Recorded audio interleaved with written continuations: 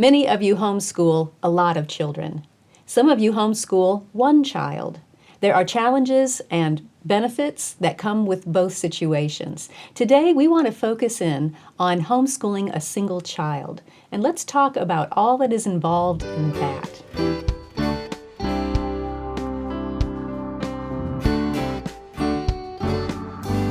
Welcome to the Simply Charlotte Mason podcast. I'm Sonya Schaefer. Joining me today is my friend and co-worker, Christy Hissong. Christy, it's so good to have you on the podcast. Thank you for having me. We want to talk about homeschooling a single child, one child. Tell us about your single child. My single child is now 21 years old. Oh, wonderful. We've been doing it a long time, since the beginning, and with Charlotte Mason since the very beginning. So he's an adult now and thriving, and so I have Charlotte Mason to thank for that. That's wonderful. What were some of the benefits of homeschooling a single child? I mean, in my head, I have 4 kids, and so I can think, okay, you don't have the sibling rivalry. Right. You don't have the bickering going on. Right. What are some other benefits to this? Well, I mean, one-on-one teaching is probably the best that a child could get, individual attention like that. But talk me through some of the benefits that you observed over your homeschool career. Well, I always say that our homeschool journey was just idyllic. We had time, quality time, lots of margin built into our day so that we weren't rushing from one activity to the next. We always had, he could choose one extracurricular activity each term. And so maybe it was piano lessons, so he did that for years. And sometimes he played sports. But we never wanted to be too busy. We wanted to have plenty of quality time at home to live slowly and enjoy the outdoors and every moment together. Other families that I've talked to who have one child seem to put a big emphasis on that social factor. They have to have a connection, and so they go all out. They're involved in everything they can be involved in. It sounds like you chose not to do that.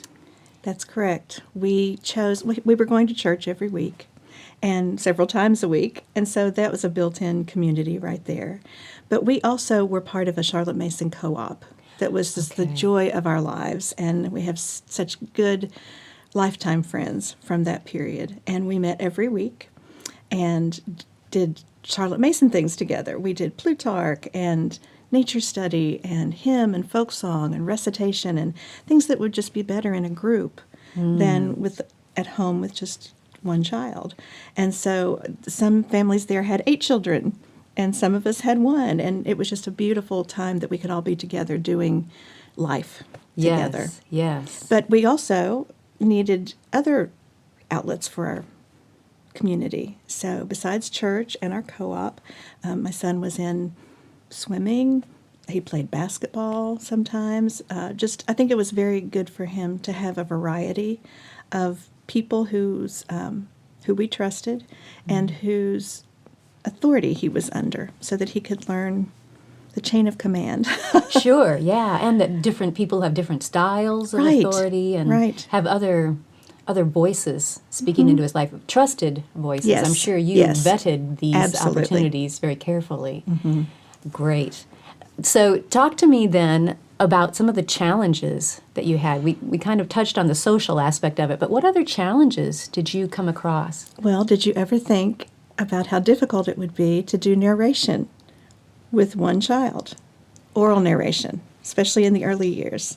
No, I never thought about that. Because if you have more than one child, you can call on different children to talk about different aspects, or they can listen to the older siblings doing it. Right. That makes sense. But when it's just the 2 of you, and when I was reading things aloud to him, or we were tag team reading, he didn't really understand, why do I have to tell this back? We just read it, you and I. Weren't you listening, Mom? Right. And so over the years, I developed kind of a plan that would help him. I said, let's pretend that you are explaining or telling this story to your cousin Samuel or your friend Amelia. And then he could bring it down to a level that he thought a younger child could understand. And so that helped him to order things in his mind and pretend he was telling it to someone who'd never heard the story before or Oh, that's never a great read it. idea. So That's a great idea. that was helpful. Yeah, yeah. What other challenges did you come across? Well, I think if I had had other children, I would have been more aware of developmental milestones. Okay, yeah. And what they should be able to do at certain points. But since he was the only one, and I didn't really have a lot of experience babysitting or working with children when I was growing up, I didn't realize until later that he actually had some executive function issues. He has a difficulty organizing his work, prioritizing, executing, and because when you're just sitting across the table from each other and you only have one child, he would write his written narrations in real time and hand them in. Right. It's just the two of us.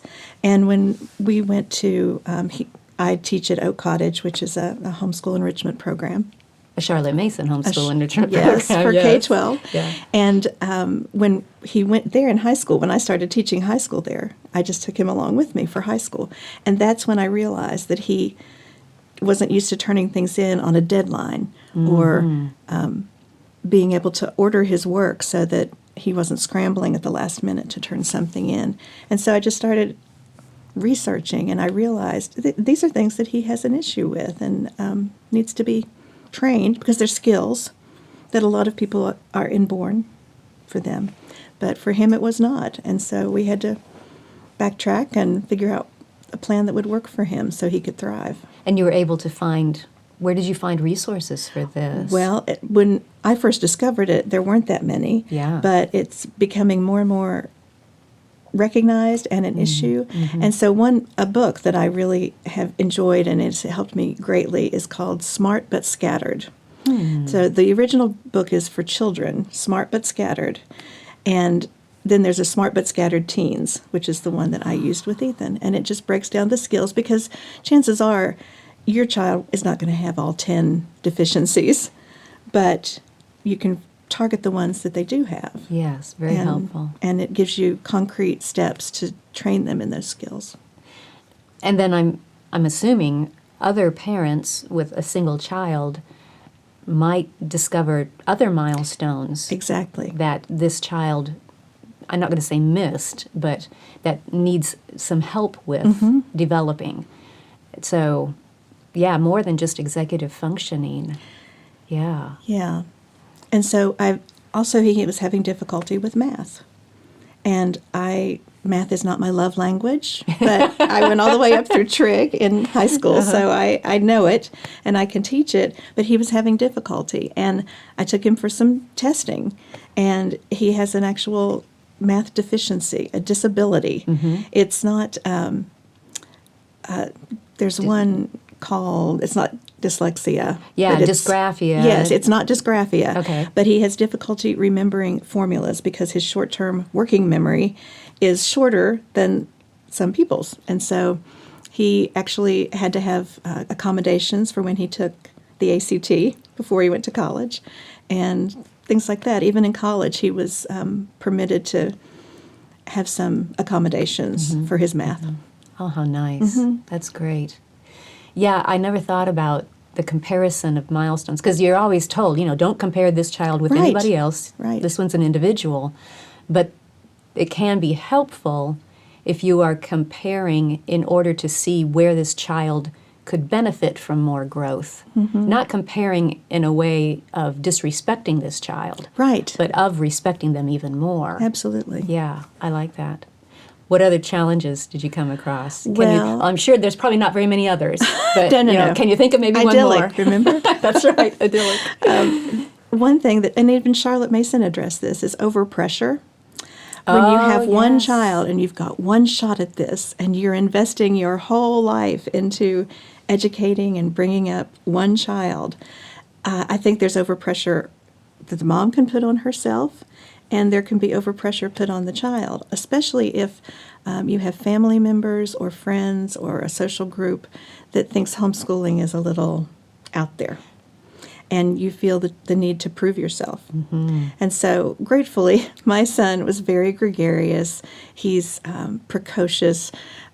His IQ is off the charts. I found that out from the testing, the math testing.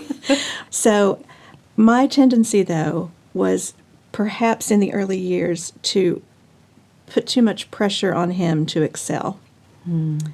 And because I didn't have anyone else to judge him against, his abilities, his proclivities, his talents, I think I probably put a little bit of pressure on both of us in the early years to be perfect. And that's not healthy for mom or child.